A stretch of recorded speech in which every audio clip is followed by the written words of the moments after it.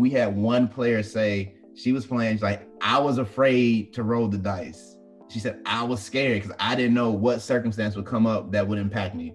Oh, am I gonna have to pay for this? I can't afford it. If I land here, I can't do this. And that's why you see, chronic diseases, chronic illnesses, because people are living this way every single day, dealing with these outside stresses that we as physicians may not even know about.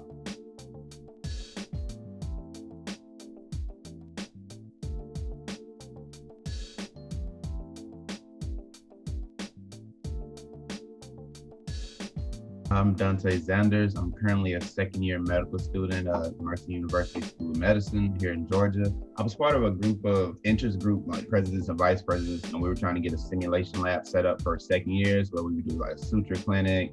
I don't know how we ended up talking about privilege somehow. Dr. Colquitt mentions this game, and he said, "Oh yeah, no, this is new game out. It's really new." And then like my light goes off. It's like, wait, you can do what? So I can be a 1%er. I can change my race. I can change, my job up. And I'm thinking like, how can I get somebody to realize, hey, this stuff actually matters, and see it from my perspective versus from the perspective they've always seen it from. Before you can use ultrasound on somebody, you practice ultrasound. Before you become an official doctor, you have to go through residency, you have to train, so you have to practice what you're going to do. I'm trying to figure out, oh, this is a way for us as future physicians to prepare for these sociological aspects that we will face. If we can put yourself in the shoes of somebody you've never been before, if you put yourself in the shoes of someone who's unemployed, now you're thinking from that perspective of the person that you're going to treat. I had the game, I watched the video, and I watched the play. Somebody had it on YouTube. I watched the play test of it. And I'm going through the cards, like I'm going through the circumstance cards. I'm looking at these scenarios, and then I get the cards where it's like, oh, you're a black man, you ran a hoodie, you defend yourself in self-defense, but you get charged for second-degree manslaughter. You end up going to prison. And then beneath the card is like, oh, if you're a white person, you basically get a nod, a handshake, hey, going about your business. And I'm thinking, and I'm really like seeing stuff that I can see has happened to me in my life, in the cards, and that is happening now. And I think that's why Reality Check is such a good game, because it's not so distant from or away from everything that we're experiencing now. Everything we see in the news, you see it within the game. Responses have been great, especially after the first game. Literally everybody was asking, hey, when can we play again? When can we play again? And I think like some of my favorite responses, like people will say, I never thought about it that way because I was never in that, I was never in those shoes before. Like one of our players was a faculty member. She's a Caucasian lady.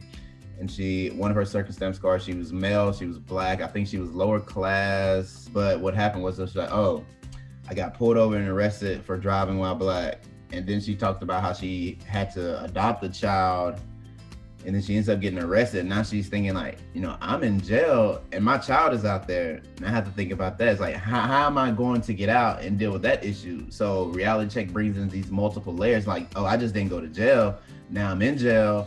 And I have adopted a child out here sitting, how am I going to figure that out? Two of the players had the HIV card, and they were saying how, we're trying to literally beg, borrow, and steal to pay, just because the medicine price went up, just to make it run. It's like, hey, we can't afford to live right now because this medicine price just went up. So, and we're trying to make trades, make deals with other players, asking the 1%er, can we get some extra funds just so we can make it around the board because we can't afford this HIV medication.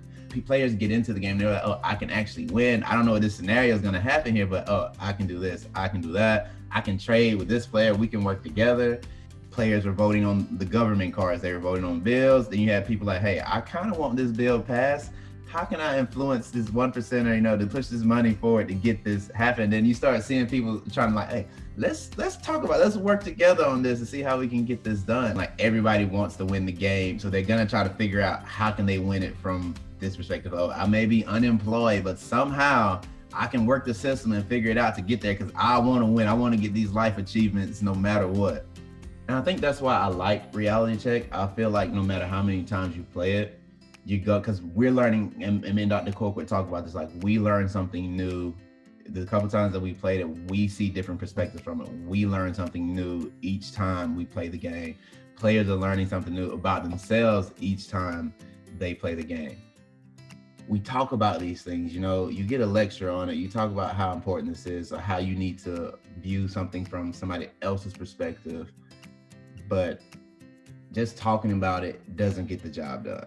because you can talk about it, and then we leave these doors, we leave the walls of this med school, and now we're in the real world, and we've never had to apply it and actually think about it in a real life scenario. And with reality check, it actually allows you to take this, sociological aspect of it and actually see it play out. Like, you get some type of taste of what it would be like to navigate around the board, navigate day to day from a different perspective.